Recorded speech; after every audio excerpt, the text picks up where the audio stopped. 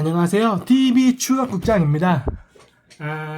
오늘은 좀 오랜만에 슈퍼홍길동 1, 2, 3편, 그리고 재밌는 이야기 1편, 그리고 TV 만화 영화 주제가 10편, 이렇게 제가 영상 녹화를 했는데, 이번에 또 그 시리즈물을 또 준비하기 위해서 이렇게 영상을 찍고 있습니다. 이번에는 재밌는 이야기 2편이 아니라 아마 3편을 같이 들어보면 어떨까 싶어서 제가 3편을 준비를 했습니다. 네, 이렇게 재밌는 이야기 3편. 네, 이게 재밌는 이야기 3편이고요. 제가 볼 때는 비디오 테이프도 그렇고 카세트 테이프도 그렇고, 비디오 테이프는 비디오 테이프로, 이거 뭐냐? 죄송합니다. 비디오 테이프 다 이어서 할게요. 비디오 테이프는 비디오 테이프 영화로 봐야 그 감성이 느껴지는 것 같고요. 카세트 테이프도 카세트 기계로 들어야지 그 감성이 느껴지는 것 같아요. 요즘에 레트로다 많은 그런 얘기가 있는데, 저도 그 옛날에 재밌는 이야기라든지 만화 영화라든지 그런 거를 이렇게 들어서 여러분들과 같이 공감하려고 하니까요. 재밌게 잘 들어주시고요. 오늘은 재밌는 이야기 3를 같이 여러분들과 들어보도록 하겠습니다. 네, 잠시만 들어주시면 재밌는 이야기 3를 한번 들어볼게요. 자, 그러면 카세트를 열어서, 자, 그러면 A면부터 한번 들어보도록 하겠습니다. 네, 볼륨 조절도 해야겠죠? 역시 카세트 테이프는 카세트 기계로 들어야 제맛이에요.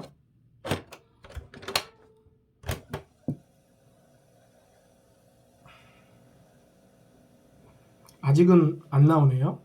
항상 카세트 테이프도 틀면은 초반에 바로 체크하는 건 없는 것 같아요. 이렇게.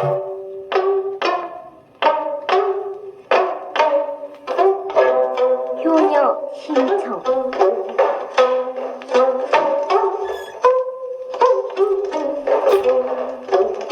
옛날 어느 마을에 안목보는 신봉사가 살고 있었습니다.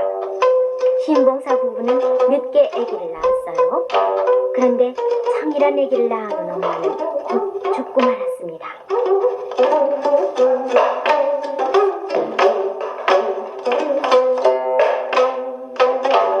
눈이 멀어서 앞을 못 보는 신봉사는 어린 심청이를 품에 안고 동네를 찾아다녔어요. 아유, 저런 불쌍하기도 해라. 아유. 순이 엄마, 자식 나오걸랑 우리 불쌍한 심청이 첫 한 모금만 죽으려. 아유, 불쌍해라. 심청아, 여기 젖 먹어라. 아유, 옳지. 불쌍한 심청이는 동네 아줌마들의 젖을 얻어먹으며 하루하루 귀엽게 자랐습니다. 어느덧 심청이는 아장아장 걸음을 걷게 되고 말도 할 수 있게 자랐어요. 그때부터 어린 심청이는 밥을 얻어다가 아버지 신봉사한테 갖다 드리곤 했어요. 아버지, 이거 잡수세요. 오냐, 너도 같이 먹자. 아니에요, 전 먹었어요. 제 걱정 마시고 아버지는 얼른 드세요. 심청이의 효성은 지극했습니다. 동네 사람들 모두가 심청이의 고운 마음씨를 칭찬해주곤 했어요. 어느 날 건너 마을의 김대감집에서 큰 잔치가 벌어졌어요. 일할 사람이 모자라서 심청이도 일을 거들었습니다. 손님들이 많이 왔기 때문에 저녁 늦게까지 일을 했어요. 내가 왜 이렇게 늦도록 안 돌아올까? 무슨 일이라도 생긴 게 아닐까? 늦도록 돌아오지 않는 딸을 찾아서 신봉사는 대문 밖을 나왔어요. 그리고는 지팡이로 더듬더듬 딸 마중을 나갔답니다. 그런데 골목길을 지나면 개천이 있었어요. 그리고 냇물에는 긴 외나무 다리가 있었습니다. 신봉사는 지팡이로 더듬거리며 외나무 다리를 건너려고 했어요. 그런데 그만 외나무 다리를 헛디딘 신봉사는 냇물 속에 빠지고 말았어요. 사람 살려! 신봉사는 물속에서 허우적거리며 소리를 쳤습니다. 사람 살려요! 사람 살려줘. 그 앞도 못 보시는 분이 짜짜짜 여기를 꼭 잡아요. 아니요, 아니요. 여기요. 그때 길을 지나가던 스님 한 분이 물속에서 허우적거리는 신봉사를 건져주었습니다. 정말 고맙습니다. 누구신지 이 은혜를 어떻게 갚을지 모르겠습니다. 앞을 못 보시는 분이 어찌 혼자서 집을 나셨단 말이요. 스님은 신봉사를 집에까지 데려다주면서 공양미 300석을 부처님께 바치면 눈이 뜨일 것을. 네? 뭐라고요? 눈을 뜰 수 있다고요? 신봉사의 귀가 번쩍 뜨였어요. 그렇습니다. 부처님께 쌀 300석을 바치면 눈을 뜰 수 있지요. 스님, 제 눈을 뜰 수 있게 해주십시오. 공양미 300석을 부처님께 바치겠습니다. 제 눈을 뜨게 해주십시오. 신봉사는 스님의 옷자락을 부여잡고 사정사정했습니다. 부처님께 거짓말을 하면 벌을 받습니다. 신봉사님처럼 가난하신 분이 쌀 300석이 어디서 난단 말이에요. 아닙니다. 거짓말이 아닙니다. 틀림없이 공양미 300석을 바치겠습니다. 신봉사는 굳게 약속했어요. 스님은 신봉사와 약속을 한 뒤 떠나갔습니다. 눈이 뜨인다기에 무턱대고 약속을 해놓은 신봉사는 걱정이 됐어요. 이 일을 어쩌지? 어린 딸이 벌어오는 걸로 겨우 끼니를 잇는 주제에 공양미 300석을 무슨 수로 구한다. 신봉사는 크게 뉘우쳤습니다. 밤이 늦어서야 신청이는 돌아왔어요. 아버지, 무척 기다리셨죠? 그래, 너무 늦었구나. 아버지, 오늘은 맛있는 음식을 많이 얻어왔어요. 잡숴보세요. 심청은 밥상을 차려서 아버님 앞에 내놓았어요. 그러나 이상하게도 신봉사는 한숨만 푹푹 내쉴 뿐 밥을 먹을 생각을 않는 것이었어요.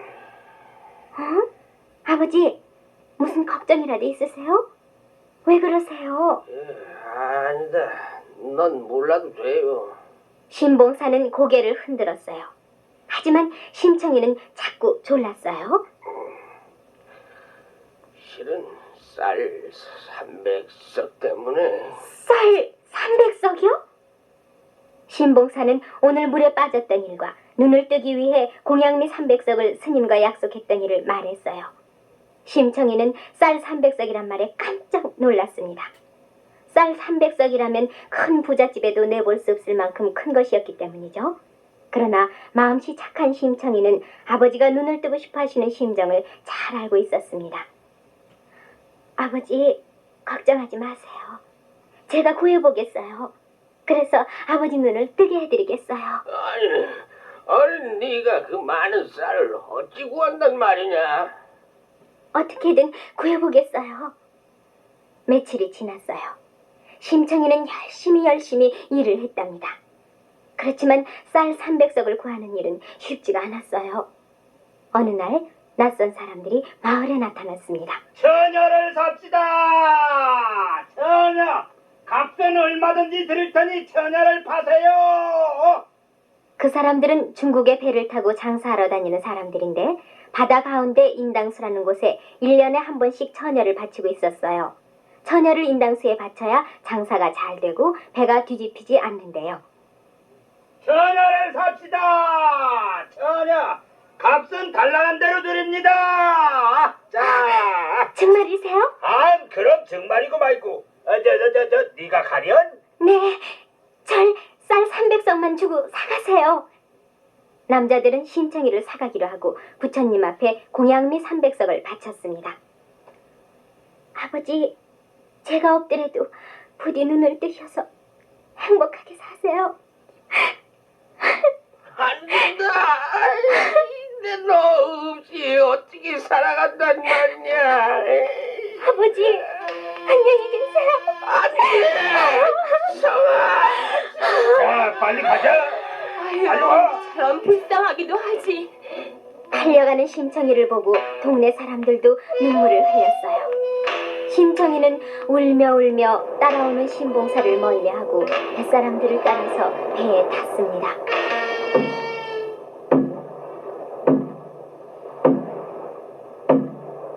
자, 여기가 임담수다. 빨리 바닷물로 뛰어들어라. 어서. 아버지, 부디 눈을 뜨시고 오래오래 사세요. 심청이는 아버지 계신 쪽을 향해 큰절을 하고 무서운 파도 속으로 뛰어들었어요.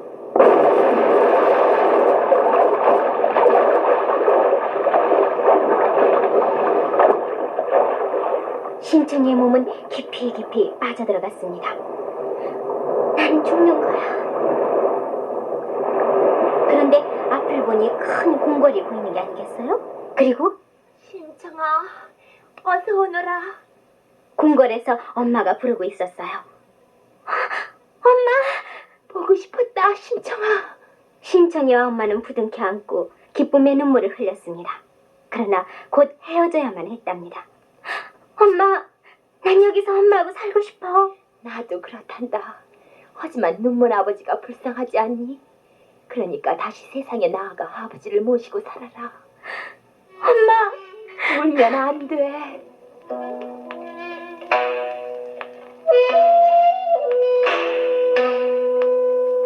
엄마는 심청이를 큰 연꽃에 태워서 바다 위로 띄워주고는 어디든지 사라져버렸어요. 뱃사람들은 중국에 가서 장사를 잘하고 돌아오는 길이었습니다. 야, 저게 뭐지? 어이, 바다 한가운데 연꽃이 있다. 연꽃. 뱃사람들은 연꽃을 배에 싣고 가서 왕자님한테 바쳤습니다. 오, 아름답기도 하구나. 왕자님은 연꽃의 향기를 맡으며 기뻐하셨어요.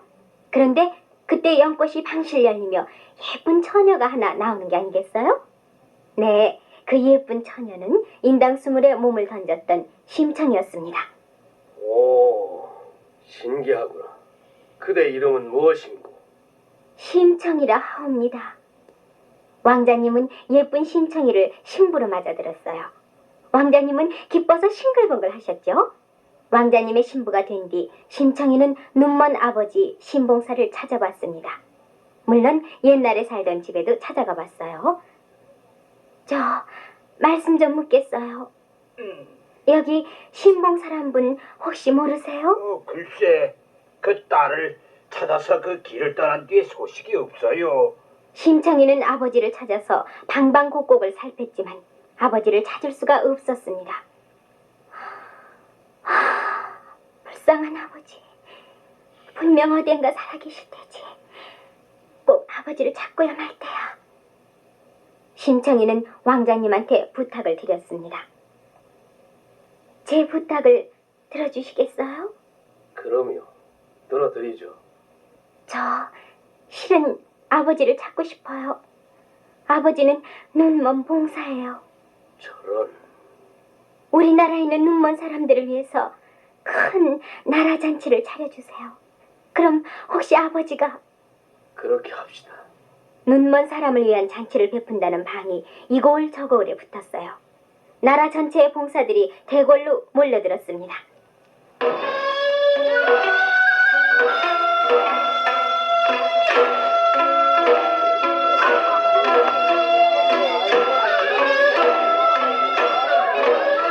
심청이는 잔치에 초대된 사람들을 한 사람 한 사람 살펴봤습니다. 그런데 아버지 신봉사의 모습은 보이질 않았어요. 불쌍한 우리 아버지. 우리 아버지는 돌아가신 모양이야. 나를 찾다가 돌아가신 모양이야. 심청이는 슬픔에 잠겼습니다. 그런데 그때 맨 구석자리를 바라보니 아버지 신봉사가 앉아있는 게 아니겠어요? 심청이는 맨발로 달려갔습니다. 아버지! 누구예요? 아버지! 저 심청이에요! 심청이! 내 딸 신청이가? 네! 아버지 저예요! 어디 네 얼굴 좀 보자. 신봉사의 눈은 순간 크게 떠졌습니다. 바로 눈앞에 심청이의 모습이 있는 게 아니겠어요? 심청은 아버지를 부둥켜 안고 기쁨의 눈물을 흘렸습니다. 심청은 아버지를 찾게 됐고 신봉사는 눈을 뜨게 된 것이에요. 왕자님도 기쁘셔서 더 큰 잔치를 베풀었습니다. 아버지 눈을 뜨게 하려고 공양미 300석의 몸을 팔아 인당수에 바쳤던 심청이는 아버지와 그리고 왕자님과 오래오래 행복하게 살았더래요.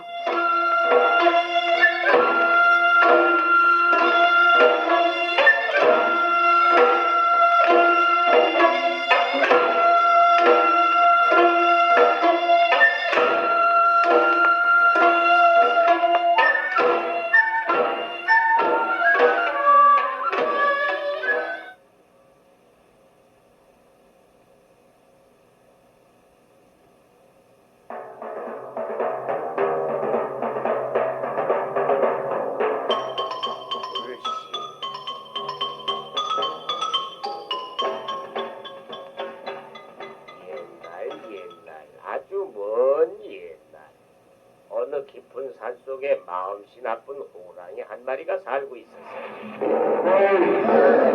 얘들아, 빨리 도망가자. 아니 노루야, 왜 그래? 심술 맞은 호랑이가 낮잠 자다가 깨났단 말이야. 뭐야? 잡히기 전에 빨리 도망가자. 낮잠 한번 잘 잤다. 이제 슬슬 내려가 보실까. 그런데 아무도 보이지 않는데 이것들이 어디로 숨었지? 네. 호랑이는 소나무 위에 앉아있는 황새를 발견했어요. 야, 황새야! 네, 너 거기서 뭘 하고 있냐? 저 알을 품고 있어요, 호랑이님. 아니라 출출한 차에 잘 됐구나. 야, 황새야, 너 알 하나만 주려. 안 돼요. 안 돼. 너 재미없을 줄 알아. 여기 있어요. 호랑이는 황새의 알을 낼름 집어삼켰습니다. 그 맛 참 좋은데. 야, 황새야, 알 하나만 더 다오. 안 돼요, 호랑이님. 정 안 주면 이 소나무를 흔들어서 알 모두 떨어뜨려 버릴 테라. 아유, 이건 내 새끼들이라고요, 호랑이님. 얘, 토끼야, 저거 봐. 황새 아줌마가 울고 있잖아. 아유, 불쌍한데 어떻게 도와줄 수 없을까? 글쎄, 어떻게 우리가 도와주자, 토끼야. 아유, 하지만 우리가 무슨 힘이 있어야지. 하지만 넌 꾀가 많잖아. 네가 어떻게 꾀를 생각해내봐. 옳지! 됐어. 그래, 좋은 생각이 났니? 응, 잠깐만 기다려. 예, 토끼는 황새 아줌마를 도와주기 위해 깡충깡충 뛰어갔습니다. 깡총. 호랑이님, 네, 너로구나. 저런 출출한 판에 잘 만났다. 우와! 호랑이님, 잠깐만요. 잠깐만. 네. 호랑이 할아버지 배가 고프세요? 그렇다 이놈. 그럼 제가 맛있는 고기를 많이 드릴까요? 네, 맛있는 고기. 네. 년아, 니까 놈이 웬 고기가 있단 말이냐? 아유, 잠깐만요. 제 말씀을 좀 들어보세요. 쇠고기 10근을 줘도 안 바꾼다는 참쇠고기 아시죠? 에이, 참새고기. 침이 넘어가는구나. 네, 침 넘어가네요. 제가요, 참쇠고기를 드릴 테니까요. 황새 아줌마를 괴롭히지 마세요. 그래 좋다. 빨리 참새고기를 내놔라. 네, 저를 따라오세요. 호랑이는 침을 꿀꺽꿀꺽 삼키며 어슬렁어슬렁 토끼의 뒤를 따라갔어요. 토끼는 억새가 잔뜩 우거진 숲속으로 호랑이를 끌고 갔습니다. 토끼야, 어디까지 가는 거냐? 네, 다 왔어요. 너 또 꾀를 내서 나를 속이려고 하는 거 아니냐? 아유, 아니에요. 자, 여기 앉아서 기다리고 계세요. 여기. 네, 제가 참새떼를 몰고 올게요. 우 소리가 나면은요, 꼼짝 말고 계셔야 해요. 꼼짝 말고. 아유, 그래야만 참새가 알아채고 도망가지 않죠. 빨리 참새떼를 몰아오너라. 네. 예, 꽤 많은 토끼는 멀리 돌아가서 억새 풀숲에 불을 질렀습니다.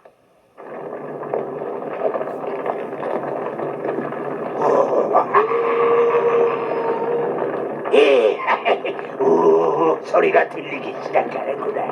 아니 그런데 참새떼는 어찌 됐지? 불길은 활활 타올랐습니다. 뜨거!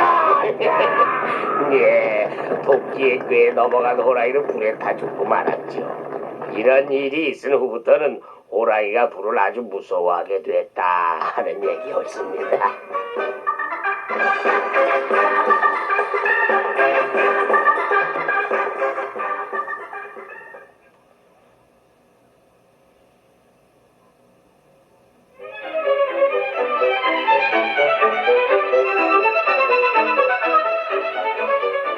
바위 소년과 잉어.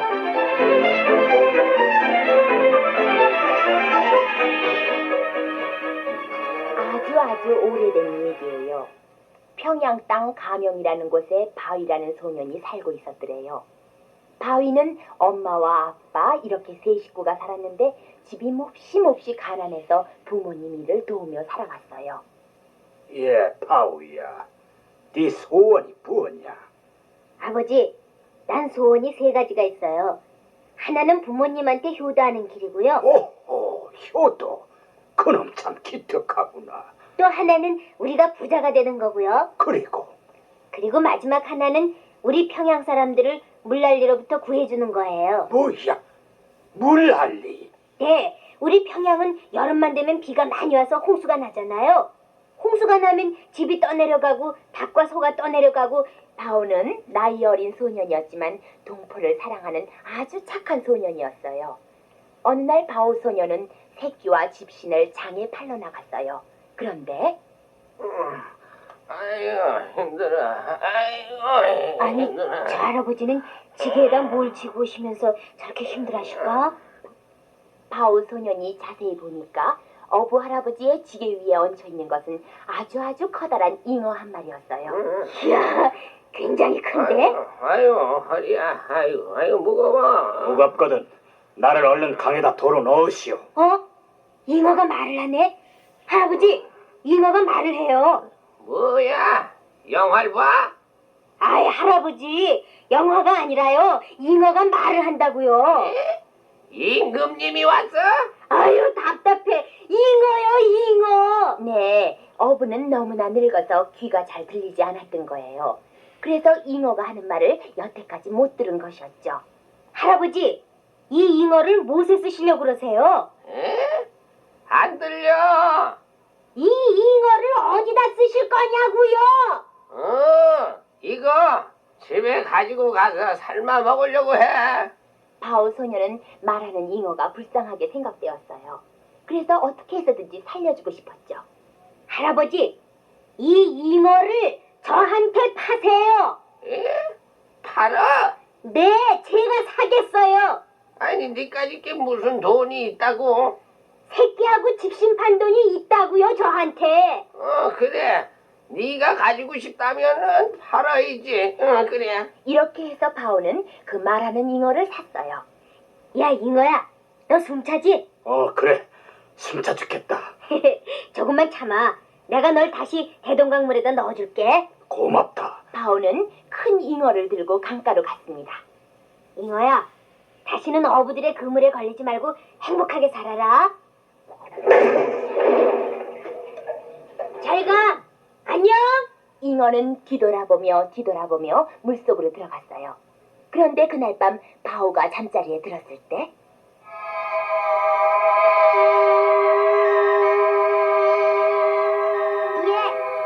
네 이름이 바오니? 그래. 그런데 넌 누구니? 난 용궁에서 왔는데 용왕님께서 널 모시고 오랬어. 용왕님이 나를? 그래, 널 꼭 모셔오랬어. 아유, 하지만 내가 어떻게 물속에 들어갈 수 있니? 그건 걱정 마. 내가 있잖니? 바오는 동자를 따라서 대동강 물속으로 들어갔던 거예요. 물속 경치는 아주 신비로웠어요. 이야, 굉장한 대궐인데? 이리 와. 아니, 저 잉어는 네, 용궁 높은 걸상 위에 앉아있는 잉어는 바로 어제 바위가 살려준 잉어가 아니겠어요? 저분이 바로 용왕님이셔. 뭐라고? 내가 어제 살려준 잉어인데? 자, 어서 이리 오르거라. 당신은 어제 그래, 맞다. 내가 용국의 용왕인데 어제 잘못하다 어부의 그물에 걸렸었지. 그래서 오늘은 네 은혜를 갚으려고 이렇게 오라고 한 거다.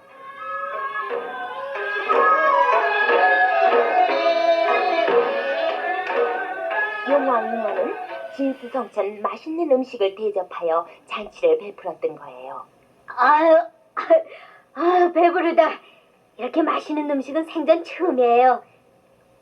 우리 부모님한테 가져다 드리면 얼마나 기뻐하실까.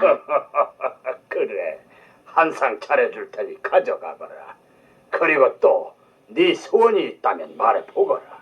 전 우리 평양 사람들이 물난리로 고생이 많은데 그걸 도와주고 싶어요. 그거야 걱정 없지. 비가 내리고 그치게 하는 것은 모두 내 힘으로 하는 거니까. 그럼 해마다 여름에 비를 알맞게 내리게 해주세요. 오, 그래. 동포를 사랑하는 착한 아이로구나. 바오는 용왕 잉어가 주는 선물을 하나를 안고서 집으로 돌아오게 됐어요.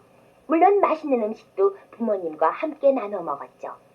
그리고 용왕 잉어의 약속대로 그해 여름부터는 비가 많이 내려 집이 떠내려가고 가축이 떠내려가는 일이 없었다고 해요.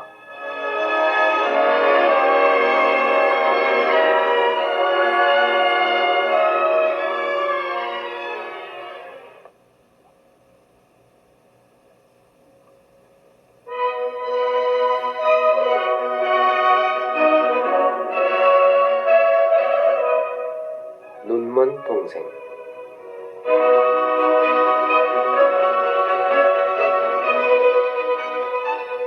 옛날 어떤 집에 형제가 살고 있었어요.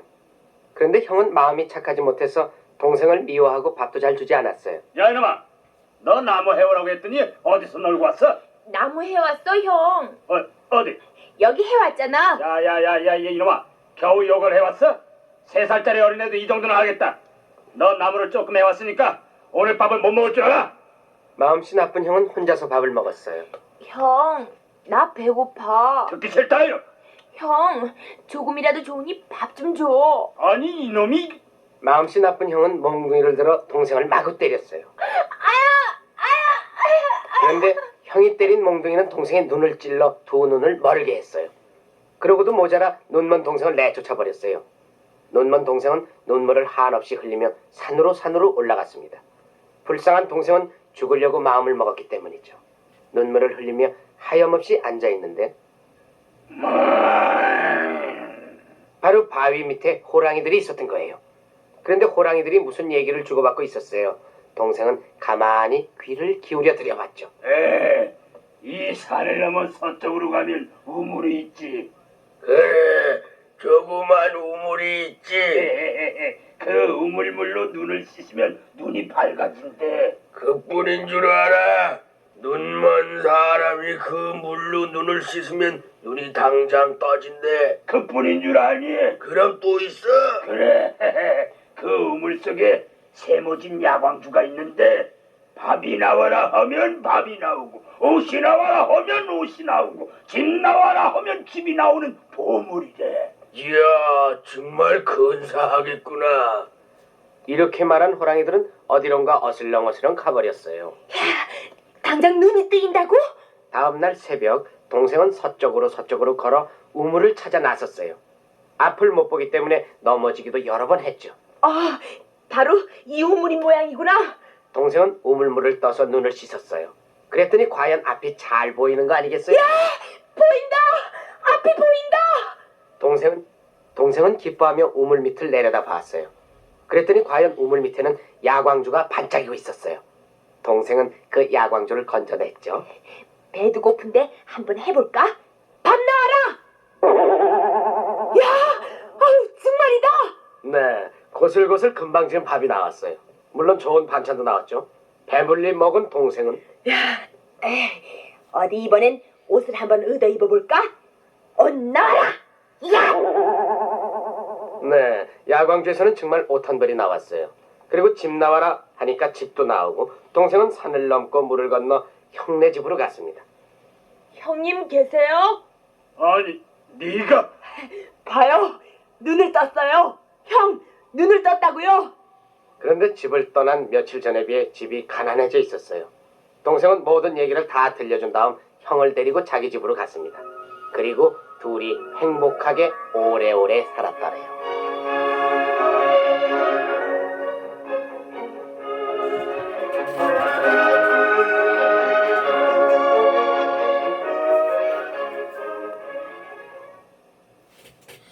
네, 이렇게 A면은 총 4개, 눈먼 동생까지 있고요. 아이고, 바로 B면을 들어볼게요. 뭐 여러 말 필요 없고 B면을 들어볼게요. 참 짧아서 좋은 것 같아요. 네, 짧아서 참 좋은 것 같습니다. B면도 4개 정도가 들어있네요. B면도 재밌게 잘 들어주세요. 그럼 바로 시작하겠습니다. 아이고, 여는 걸로 했어. 재생을 눌러야 되는데.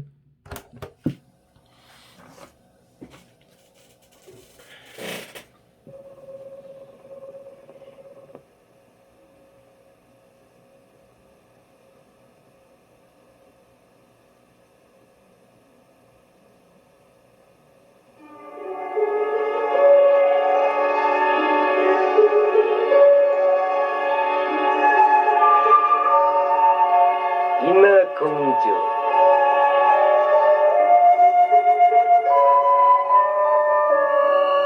깊고 깊은 바다 밑에는 무엇이 있을까요?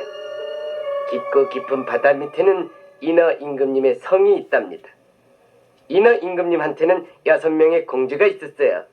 어느 공주나 다 예뻤지만은 그 중에서도 특히 막내 공주가 얼굴도 예쁘고 목소리도 가장 아름다웠어요. 나도 내년이면 15살이 된단다. 막내 공주는 내년 생일날을 손꼽아 기다렸습니다. 15살이 되면은 바다 위로 떠올라도 좋다는 아버지의 허락이 있었기 때문이죠. 언니들은 벌써 바다 위 세상을 다 보고 왔었거든요. 언니, 바다 위에 올라가면 뭐가 있어? 아름다운 것이 많이 있단다. 아름다운 것? 그래, 신기한 것도 많고. 난 가장 멋있었던 것은 바닷가 모래밭에 앉아서 들은 교회당의 종소리였어. 난 강으로 거슬러 올라갔었거든. 아유, 그랬더니 푸른 숲하고 농장이 환히 보이더라. 난 지금도 잊을 수가 없어. 난 겨울에 올라갔는데 잿빛 바다 위에 떠있는 얼음산이 그럴듯했어. 진주나 다이아몬드보다도 더 반짝이던걸. 어머나, 나도 빨리 보고 싶어. 조금만 더 기다려. 때가 되면 너도 볼 수 있을 거야. 날짜가 좀 빨리 갔으면 좋겠다. 어머, 얘 좀 봐. 이윽고 막내 공주의 15번째 생일이 돌아왔습니다. 막내 공주는 머리를 진주의 조개 껍질로 장식하고 바다 위로 헤엄쳐 갔지요.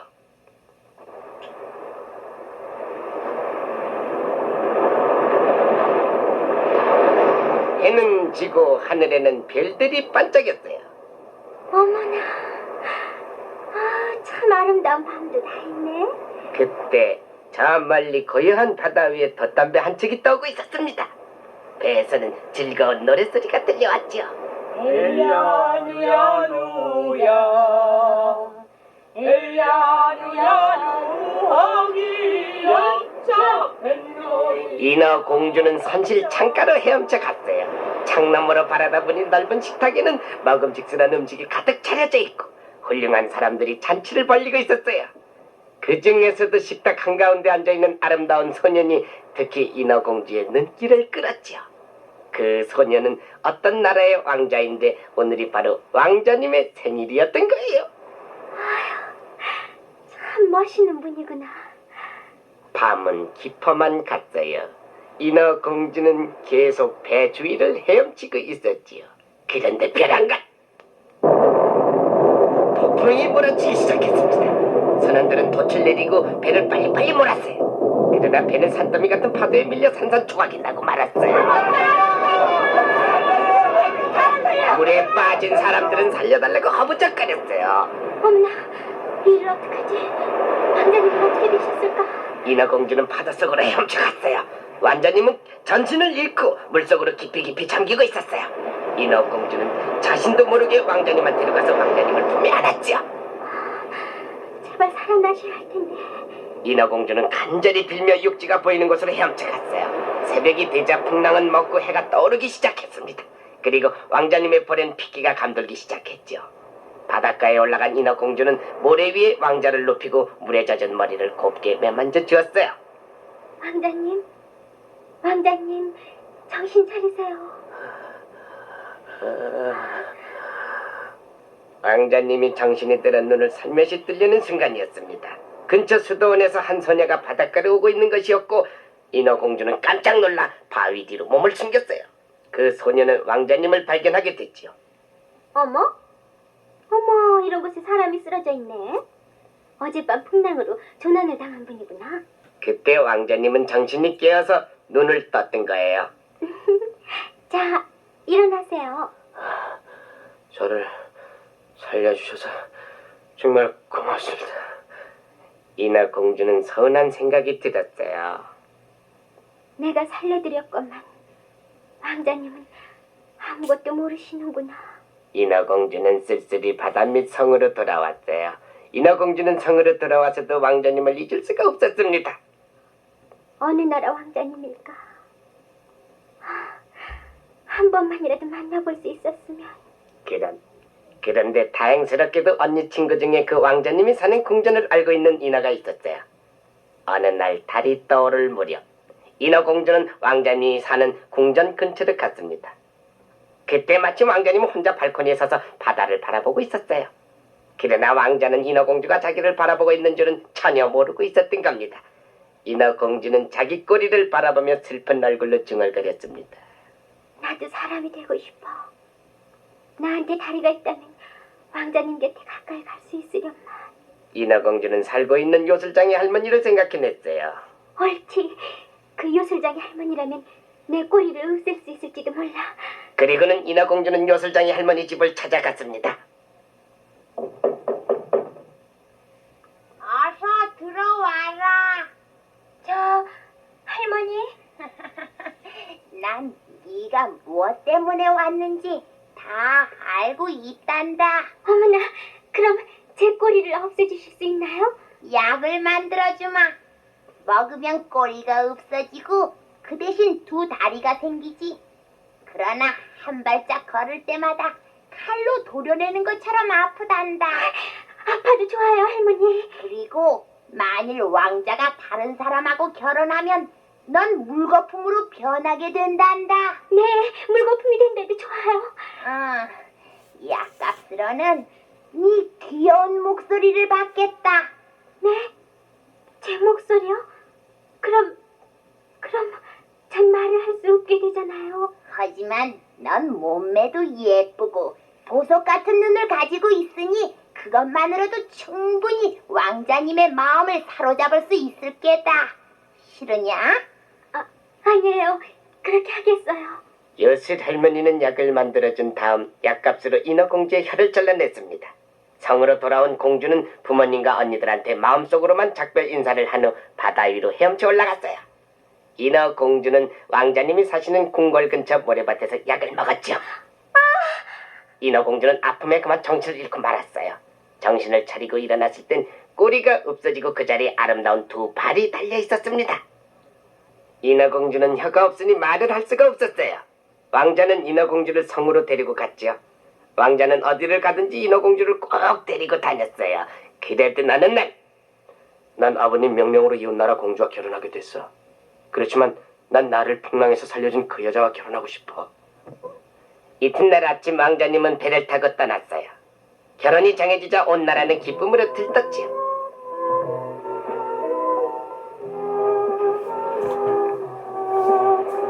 그러나 인어공주의 마음은 찢어지는 듯 슬프기만 했습니다. 나는 내일 아침 물거품으로 변하겠지.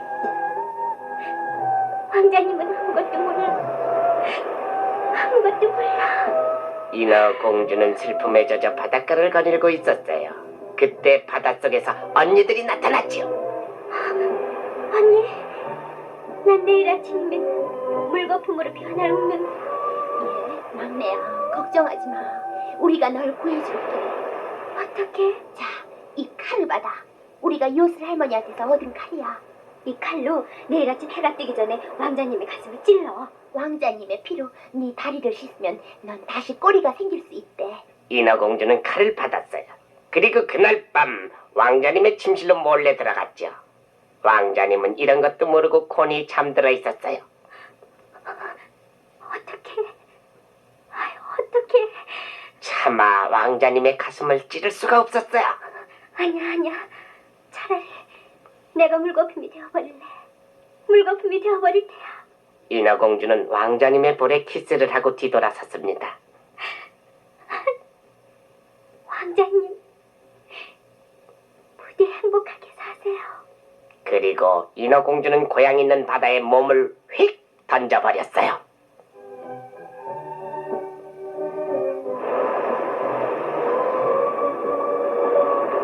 불쌍한 인어 공주의 몸은 곧 녹아서 거품이 되어버렸지요. 하지만 인어 공주는 죽은 것 같지 않았습니다.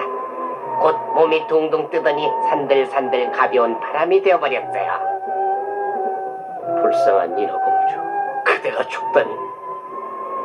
바람으로 변한 인어 공주는 살며시 날아 왕자님의 귓가에 살포 던졌어요. 그리고 왕자님의 귀에다가 속삭였지요. 행복하게 사세요. 행복하게 사세요. 오늘도 시원한 산들바람 속에는 인어 공주가 살아있대요.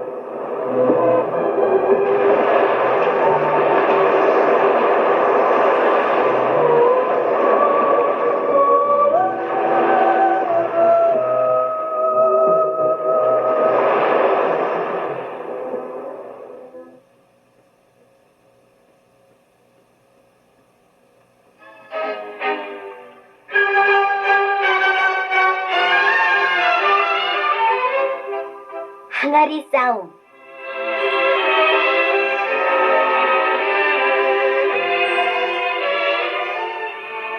어느 마을에 마음씨 곱고 부지런한 농부 한 사람이 살고 있었어요. 이 농부는 무척 부지런해서 아침 일찍부터 밤늦게까지 밭에 나가서 밭을 일구곤 했습니다. 에이차, 으쌰, 오늘도 농부는 열심히 밭을 일구고 있었어요. 에이차, 아이, 그런데 밭을 파는 괭이에 무언가가 부딪히는 것이 아니겠어요? 아이, 이게 뭘까? 농부는 이상히 생각해서 그것을 파봤어요. 그랬더니 그곳에선 이상하게 생긴 항아리 하나가 나오지 않겠어요? 이야, 이상한 항아리구나. 농부는 항아리를 꺼내낸 다음 더욱 열심히 일을 했어요. 어느새 해가 지고 들판에는 어둠이 깔렸죠. 에이, 이제 그만하고 들어가야지. 에이. 농부는 밭속에서 꺼낸 항아리 속에 괭이를 담아가지고 집으로 돌아왔어요. 다음날 아침 부지런한 농부는 일찍부터 밭에 나갈 준비를 했어요. 아니, 가만히 있자. 괭이를 어디다 놨더라? 그렇지. 항아리 속에 넣었었지. 농부는 어제 밭에서 주운 항아리에서 괭이를 꺼냈어요. 그런데 이게 웬일이에요?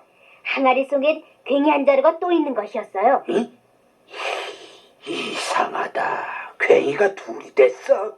농부는 동전 한 입을 항아리 속에 넣어봤어요.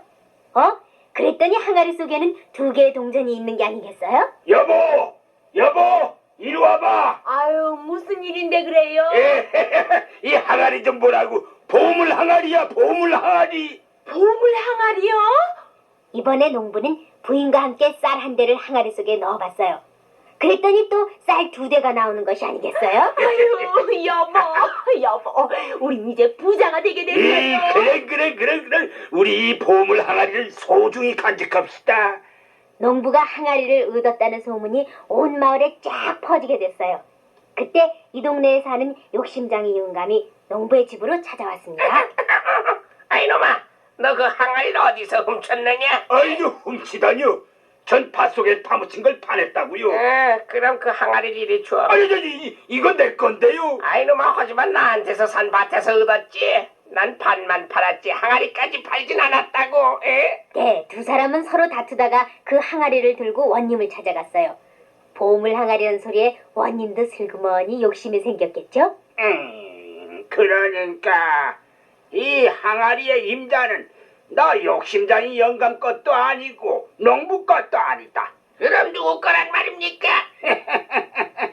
이건 내 거다. 원님은 그 항아리를 빼앗고 말았어요. 그리고 정말인지 아닌지 부채를 넣어봤어요. 아, 그랬더니 과연 부채가 2개 나오는 것이었어요. 원님은 그 항아리를 소중히 안방에다 갖다 놨습니다. 그런데 원님 아버님 되시는 분이 안방에 들어갔다 보니까 이상하게 생긴 항아리 하나가 놓여있는 것이에요. 허허, 이상하게도 생겼다. 대체 이 안에 무엇이 들었을꼬? 원님의 아버지는 항아리 속에 머리를 쓱 넣어봤어요. 그러다가 그만 잘못해서 항아리 속으로 빠져버렸어요. 아이고, 사람 살려. 항아리 속에 빠져서 소리쳤던 거예요. 아유, 아니 이게 웬일이세요? 불이 나게 달려온 부인이 항아리 속에서 허비적거리는 남편을 꺼내놨습니다. 그랬더니 그 안에 또 한 사람이 들어있는 것이에요. 부인은 또 그 사람까지 꺼내놨습니다. 아니, 여보. 가만히 보니까 원님의 아버지는 2 사람이었어요. 여보, 당신은 누구요? 여보시오, 당신이야말로 누구요? 난 원님의 아버지시다. 뭐라고? 원님의 아버지는 바로 나라고, 나. 허허, 분명 나라니까. 그럼 내 아들을 불러 물어보기로 하자. 이런... 원님은 자기 아버지를 찾아봤습니다. 그런데 목소리도 똑같고 생김새도 똑같아서 찾아낼 수가 없었어요. 2 사람이 된 원님의 아버지는 또다시 자기가 원님의 아버지라고 싸움을 하게 됐죠. 이놈아, 내가 원님의 아버지야. 이놈아, 나라니까 내가 진짜야. 2 사람은 서로 떠밀면서 싸우는 것이었어요. 아이고 아버님 그만두세요. 예. 에이구 제길 정말로 누가 아버님인 줄 알아야 알아보지. 네, 이렇게 서로 싸우고 다투다 한 사람이 항아리 위에 넘어졌어요. 그만 항아리도 깨지고 말았죠. 항아리가 깨져버리자 다투던 사람 중 한 사람은 없어져 버렸어요. 아이고 아버님은 찾았지만 보물 항아리를 잊어버렸네. 이렇게 서로 욕심을 부리고 했기 때문에 귀중한 보물 항아리도 깨어지게 된 것입니다.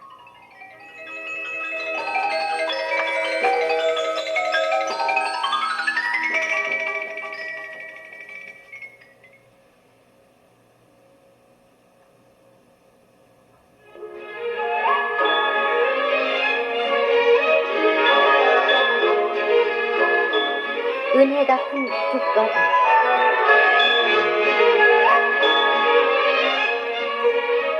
어느 마을에 곱단이라는 아이가 아버지와 함께 살고 있었어요. 아버지는 머리가 허옇게 되신 노인이었고 게다가 앞을 못 보는 장님이었습니다. 곱단이는 눈먼 아버지를 극진히 봉양하고 부지런히 일했어요. 어느 날 곱단이가 부엌에서 밥을 짓고 있을 때였어요. 커다란 두꺼비 한 마리가 부엌 문턱을 껑충 뛰어왔어요. 아니, 이게 웬 두꺼비지? 두꺼비는 무엇을 애원하는 것처럼 입을 쩍쩍 벌리면서 곱단이를 물끄러미 쳐다봤습니다. 왜 그러니? 나한테 무슨 할 얘기라도 있니? 개걸. 무슨 얘긴지 해봐. 개걸. 배가 고파서 그러니? 배가 고파서 그러냐고 묻자 두꺼비가 눈을 껌뻑거리며 고개를 끄덕였어요. 배가 고파서 그러는구나. 자, 밥을 먹어라. 개걸. 그래, 착하기도 해라. 두꺼비는 곱단이가 준 밥알을 냉큼냉큼 맛있게 받아 먹었던 거예요. 그리고 껑충껑충 어디론가 가버렸어요. 그런데 그 이튿날 고맘때가 되니까 두꺼비가 또 나타났어요. 그래. 오늘도 밥을 줄게. 1달이 지나고 2달이 지나고 두꺼비는 하루도 빠짐없이 곱단이한테 와서 밥을 먹고 갔던 거예요. 그런데 해마다 여름철이면 이 마을에 큰 근심거리가 있었습니다. 저 도인의 소를 잡아먹었대요. 아유, 무서워라. 아니, 이 일을 어쩌죠?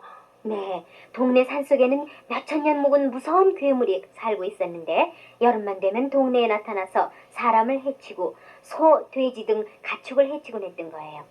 그런데 크게 제사를 지내면 그런 일이 없었죠. 하지만 그 제사라는 게 쉬운 일이 아니었어요. 왜냐고요? 네, 그 제사에는 동네 처녀를 하나씩 골라서 제물로 바쳐야 했기 때문이죠. 그런데 올해에는 그 괴물에 바칠 처녀의 차례가 곱단이었어요. 이거 정말 큰일 났군요. 자, 곱단아, 이번엔 네 차례구나. 동네가 잘 되라고 하는 일이니 할 수 없지 않겠냐? 알겠어요. 근데 한 가지 부탁이 있어요. 이 부탁? 네, 저희 아버지는 안 못 버는 불쌍한 분이에요. 그러니 아버님이 편안히 살 수 있도록 돈을 주세요. 그래. 알았어. 그렇게 해주지. 곱단이는 눈물이 앞을 가렸습니다. 그러나 아버지가 눈치채실까봐 눈물을 감추고 태연스럽게 아침밥을 지었습니다. 그때 너 두꺼비 왔구나. 너하고도 오늘이 마지막이란다. 내가 죽으면 내일부터 누가 너한테 밥을 주겠니? 두꺼비는 곱단이의 사정을 아는지 두 눈을 꿈뻑꿈뻑거리며 슬퍼했어요. 이윽고 밤이 되자 동네 사람들은 곱단이를 부축하여 산속으로 들어갔습니다. 산속 깊이 괴물이 있는 곳으로 갔던 거예요.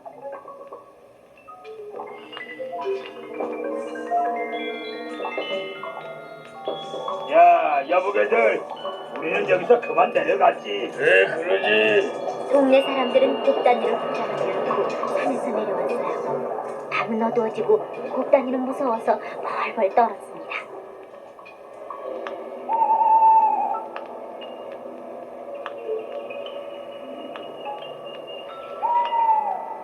바로 그때였어요. 어디선가 슉 하는 소리와 동시에 괴물이 나타났던 거예요. 엄마, 무서워. 하느님, 홀로 남으신 아버님을 살펴주옵소서. 괴물이 큰 입을 쫙 벌려 곱단이를 삼키려고 덤벼드는 순간 어디선가 시커먼 그림자 하나가 나타나서 그 괴물과 물어뜯고 싸우는 것이었어요. 사방은 안개가 끼듯 자욱해지며 독한 냄새가 풍겨왔습니다. 얼마의 시간이 흘렀는지 몰라요. 곱단이가 겨우 정신을 차려서 보니까 동편 하늘이 환하게 밝아오고 있었어요. 그런데 아니 이건... 네, 곱단이의 곁에는 커다란 왕지네 한 마리가 죽어 있었어요. 왕지네가 바로 그 괴물이었던 것이죠. 그리고 지네의 곁에는 두꺼비 한 마리가 죽어 있질 않겠어요? 날마다 곱단이한테 밥을 얻어먹던 두꺼비가 곱단이의 은혜를 갚기 위해서 괴물 왕지네와 싸우고 죽었던 것이죠. 결국 두꺼비는 자기가 죽어가면서까지 곱단이를 살렸던 겁니다. 고맙다, 두꺼비야. 네가 나를 살리려고 지네와 싸우고 죽었구나. 내 언제까지라도 너를 잊지 않을게. 곱단이는 두꺼비의 시체를 양지 바른 쪽에 고이 묻어주고 아버님과 함께 행복하게 살았다는 얘기예요.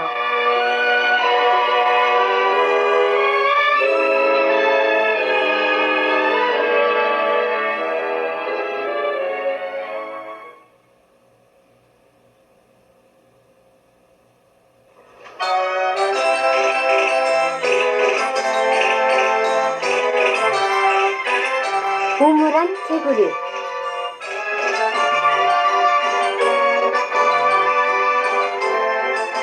개구리 한 마리가 우물 속에서 살고 있었는데요. 이 개구리는 우물 밖에 나가본 적이 한 번도 없었어요. 개구리는 우물 안에서만 하늘을 쳐다봤기 때문에 하늘이 넓은 줄을 몰랐죠. 그리고 우물 안 작은 벌레들 속에서 자기가 제일 큰 대장으로만 생각했어요. 내가 세상에서 제일 대장이다. 나보다 더 힘이 센 친구가 있으면 내 앞으로 싹 나와봐. 아무도 개구리 앞에 나오는 벌레가 없었어요. 그러면 그렇지. 난 세상에서 제일 힘이 세다. 천지가 무너지는 듯한 소리가 들려왔어요. 개구리는 깜짝 놀랐습니다. 얼마쯤 있으려니까 사방이 고요해졌어요. 그리고 자기 앞에 돌덩어리같이 생긴 놈이 하나가 딱 버티고 앉아서 눈을 껌뻑껌뻑 하고 있었겠죠? 개구리는 겁이 덜컥 났습니다.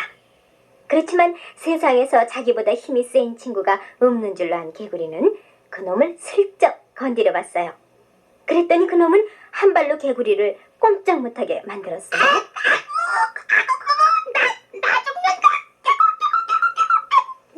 너는 어떤 놈이냐? 난 거북이다. 거북이? 처음 듣는 이름이구나. 그럼 난 어디서 왔니? 난 바다에서 왔어. 바다? 바다가 어딘데?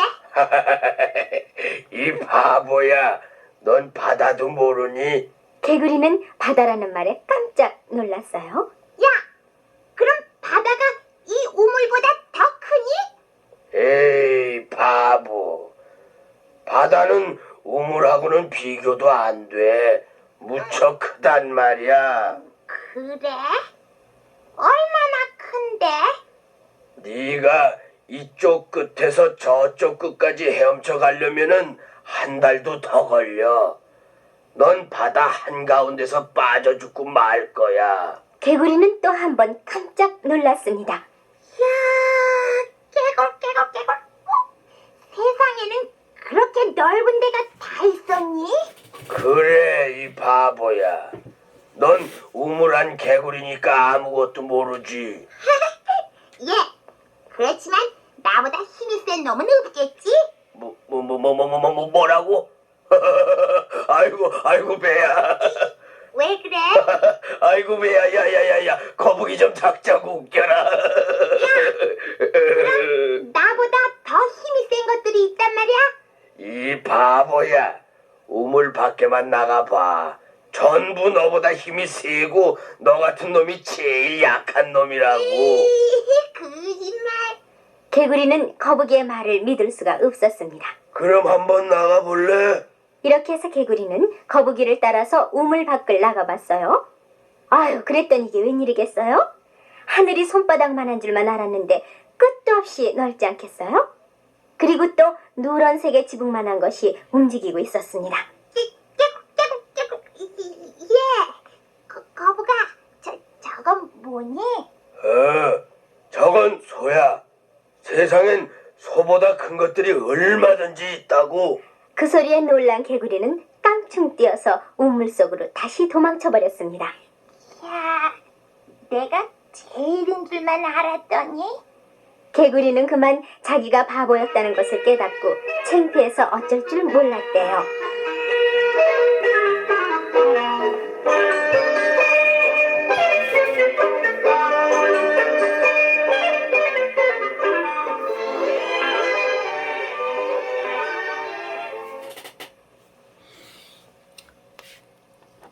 짠! 네, 여기까지 해서 재밌는 이야기 앞면, 뒷면 총 8개를 들어봤는데 들어보니까 내 추억도 생각나고 아마 이런 시절에는 저번에도 말씀을 드린 것 같은데 이런 게 좀 많이 나왔을 거예요. 많이 나왔는데 이제 판매가 안 되다 보니까 요즘에는 그때도 잘 안 보였던 것 같은데 요즘에는 이렇게 다른 경매 사이트를 통해서 이렇게 나오고 해서 저도 이렇게 구입을 하게 됐습니다. 앞으로 재밌는 이야기는 더 시리즈가 몇 개가 있어서요. 계속해서 녹화를 해서 유튜브에 업데이트로 하도록 하겠습니다. 그리고 여기서 웃겼던 거는 인어공주가 좀 웃겼어요. 인어공주가 어떻게 보면 그 디즈니사 거고 외국 건데 한국으로 또 표현을 해줘서 그 부분은 웃겼던 것 같습니다. 오늘은 재밌는 이야기 3편이었고요. 다음에 또 재밌는 이야기로 여러분들과 찾아뵙도록 하겠습니다. 감사합니다.